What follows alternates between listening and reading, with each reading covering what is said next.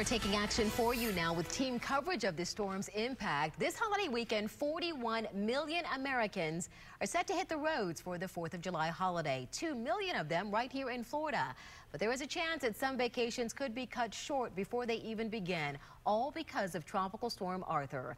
Our Laura Harris is live right now at the .com wall this noon with one family story. Good afternoon, Laura. And Dia, we were just hearing Shay talking about this tropical storm, how it's going to be moving up the northeast coast. Well, guess what? We found a family who says they can't do anything now because of this tropical storm. And I actually found her on Twitter. She tweeted me earlier this morning, said the storm is going to be so bad, they'd just rather be safe than sorry because it's just too risky. We'll have to go with the flow. I mean, we can't argue with a hurricane, so we're just going to change the plans up and do something differently. Tropical Storm Arthur has completely changed Annette Green's 4th of July plans. Heading to the North Carolina coast, now a no-go. Our son every year goes up to my parents' house in North Carolina and spends the week there at Camp Grandpa. Every year we come up for the 4th of July, spend the weekend with them and bring him home. Instead of Annette and her husband's annual trip for fireworks on the North Carolina water, they will instead be spending the 4th waiting on their son here in the Bay Area.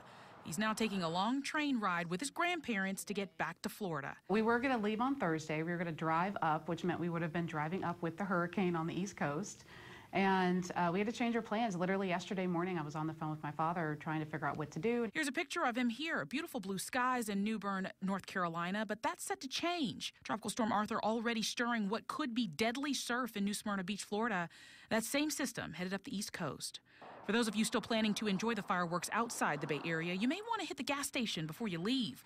Although AAA Gas Tracker shows gas prices are around 20 cents higher in the area than they were this time last year, the Bay Area is still about a nickel below the national average.